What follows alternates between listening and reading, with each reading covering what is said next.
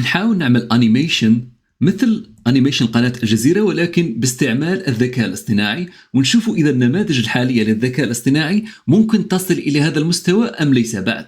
خلونا مع بعض أولا نشوف الانيميشن، وبعد ذلك نروح إلى نجرب مختلف النماذج ونشوف إذا ممكن يعطي نتيجة أو لا.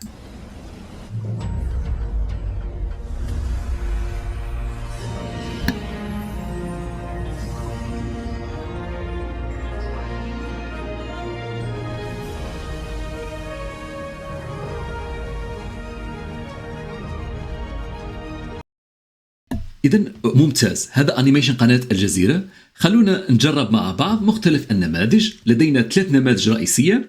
أولا كلينج، ثانيا لدي أيضا فيو، ممكن نجربه على فلو، ولدي أيضا رنوي. فأنا حاولت نجرب على 3، وخلونا نبدأ من الأسوأ إلى الأفضل، وخلوا لي آراءكم في التعليقات. طيب خلونا نروح الأسوأ اللي هو كان للأسف رنوي. طيب مش مختلف النماذج للأسف تدعم الفيرست فريم واللاست فريم، يعني أنك ممكن تعطيها الصورة الأولى والصورة الأخيرة، ولكن لاحظوا درجة السوء يعني الموجودة في رنوي. طيب حاولت نجرب آخر نموذج اللي هو جان 4، ولكن للأسف ما فيهش فيرست فريم ولاست فريم، فممكن تعطي له فقط صورة البداية، فيعني جدا سيء النتيجة مثل ما تشوفوا.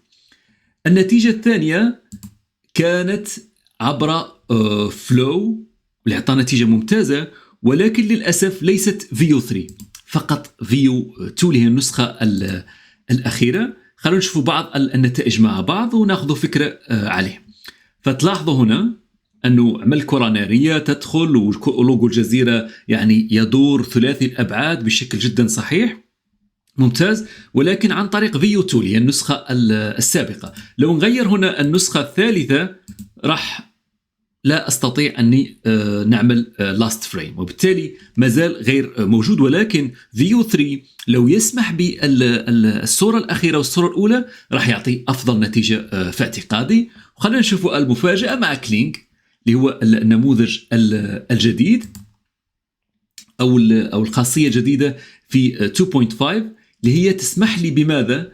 بعمل بإضافة الصورة الأولى والصورة الأخيرة. طبعا كانت موجودة ولكن فقط في النسخة السابقة اللي هي 1.6، ولكن الجديد البارح فقط أنهم أضافوها على 2.1 اللي هو أفضل نموذج لدى كلينج. طيب خلونا نشوفوا الفيديو مع بعض ونشوفوا النتيجة، واعطوا لي آراءكم في التعليقات.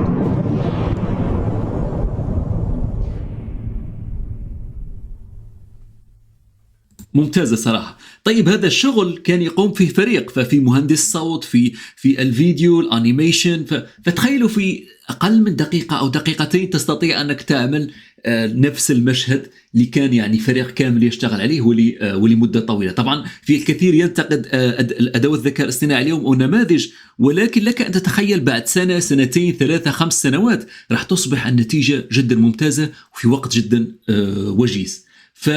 أعطونا آراءكم في التعليقات. وبالنسبة لي البرامبتس والروابط راح أخليها كلها في مجموعة التليجرام GPT4AI، راح أخليكم رابطها أيضا في التعليقات. وإلى فيديو آخر إن شاء الله، والسلام عليكم ورحمة الله وبركاته.